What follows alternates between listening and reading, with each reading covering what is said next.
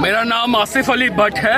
आज का यहाँ प्रोटेस्ट जो किया जा रहा है ये इस जम्मू कश्मीर की एडमिनिस्ट्रेशन के खिलाफ किया जा रहा है, क्योंकि ये जो रोज नए काले कानून जम्मू कश्मीर के यूथ के लिए लागू करते हैं, ये उसके बाद क्लेरिफिकेशन दी जाती है कि हम इस डिसीजन को डिसएंगेज नहीं कर रहे हैं। तो हम इसको बताना चाहते हैं कि हम डिसएंगेज से नहीं डरते, क्योंकि हमारी डिमांड जो है वो डिसएंगेज नहीं है, वो रेगुलाइजेशन का पैटर्न है और सैलरी इनहेंस है। हमने जिंदगी के 12 साल इस डिपार्टमेंट में दे दिए और अब उस 12 साल का हिसाब इनको देना होगा। तो मैं यहाँ से कहना चाहता हूँ कि ये आगाज अब हम लोगों ने कर दिया है।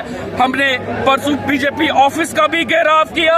आज यहाँ से कहना चाहते हैं कि जो ये बीजेपी के लोग हमें आश्वासन देते थे, अगर हमारी डिमांड, अब आपको भी अपना स्टैंड क्लियर करना होगा हमारी डिमांड्स को लेके।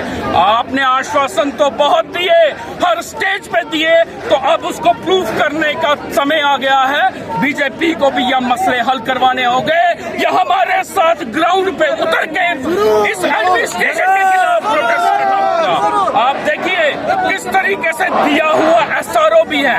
इनको वॉलेंटियर्स की डेफिनेशन बताना चाहता हूँ कि वॉलेंटियर्स जो है वो इलेक्शन ड्यूटीज नहीं देते, वॉलेंटियर्स डिपार्टमेंट्स में काम नहीं करते, वॉलेंटियर्स कोरोना के टाइम पे काम नहीं करते।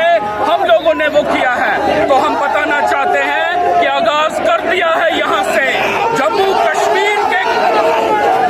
कश्मीर के हर पंचायत में एनवाईसी है। अगर हमारा मसला हल नहीं किया गया तो हर पंचायत से प्रोटेस्ट किए जाएंगे और इनके खिलाफ हर जगह आवाज उठाई जाएगी।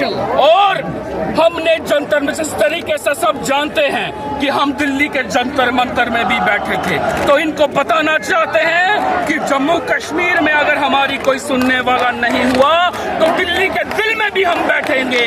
जिस तरीके से हमने पिछली बार कॉल दी थी प्राइम मिनिस्टर साहब से मिलने के लिए, मगर हमें यहाँ नहीं मिलने दिया गया, तो हम कोशिश करेंगे पूरा जम्मू कश्मीर का यूथ यहाँ से दिल्ली जाएगा अगर जरूरत पड़ी।